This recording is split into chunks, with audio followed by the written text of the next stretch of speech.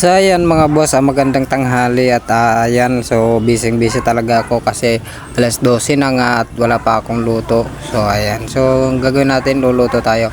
So nangunang natin lulutuin yung ating tuyo. Ayan, binuksan ko na nga yung pangbansang mantika, o di ba?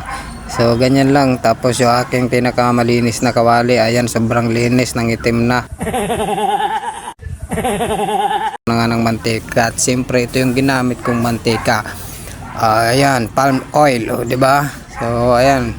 So update natin yung kawali kung maganda, o 'di ba? Sunog na, usok na 'yan. So siyempre unahin natin lutuin diyan mga boss yung tuyo. So ayan, pangbansang tuyo. 4 na piraso, 20. May tuyo ka na. 'Di ba? So 4 lang, 20, 5 isa. Lutuin natin ng saglit at lutuin natin ng masarap. So ayan nga guys, niluto ko ng maaga yung tuyo na yan kasi akala ko nga meron ako. So ayan kasing tuyo na yan mga boss, pinaprito sa akin. So ako na din yung inutusan bumili dahil akala ko nga bibigyan din ako. So ayan, hindi ako natirahan at yan na muntik akong umiyak. Ay, so siyempre yung akin lalagyan dyan, inabang ko na din yung pangbansa kong lalagyan. Okay, dahil luto na nga yung akin tuyo.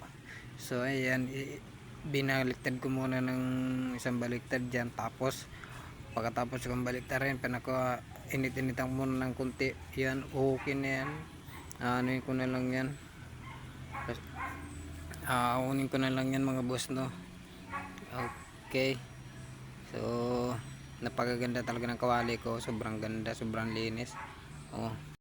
Di talaga ako makapaniwala guys na ganyan kalinis yung kawali ko. So hinugasan ko na yan. So ayan, luto na, aunin ko na to kasi gutom na nga yung aking kasama dito na si Kuya Choy, o di ba? So kay Kuya Choy kasi na pinabili at niluto ko na din. So akala ko nga makakatikim ako, hindi, dahil marami din kumuha. Okay, so dalawa lang. So ayan, nag-uusok-usok na, siguro masusunog na. Okay, so pagkatapos nyan guys, diyan ko na din iluluto yung sardinas sa pinagprituhan ng tuyo kasi sayang din naman yung mantika, no.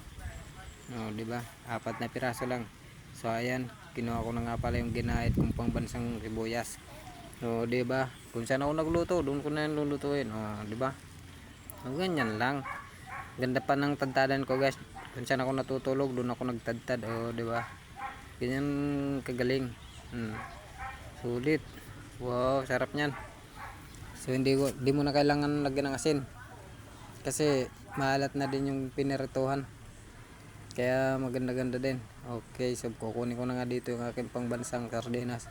Ayan, sardinas chunk in chili Santo Tomas, tomato sauce Santo Tomas, tomato sauce, diba? So ganyan lang mga boss. Okay, buksan natin. Okay, yan na nga. Ang laki guys ng laman, tatlong peraso lang laman, pero ayos na, napakasulit niyan. Okay, lagyan natin ng kunting tubig kasi para may sabaw din, at sobra kasing alat guys ng ng nilutuan nating toyo, pinirituhan. Di ba? Kunting kulo lang. Okay na yan.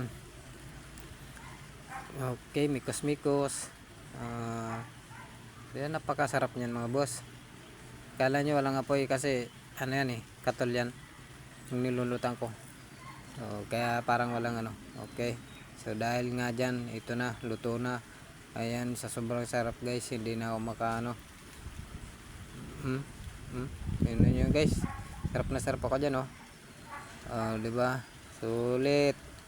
Ganyan tanghalian, yun, may ngingi pa nga. Yan, gusto daw niyan tikman kaso may video, maya ganyan yan guys, makapal kasi mukha niyan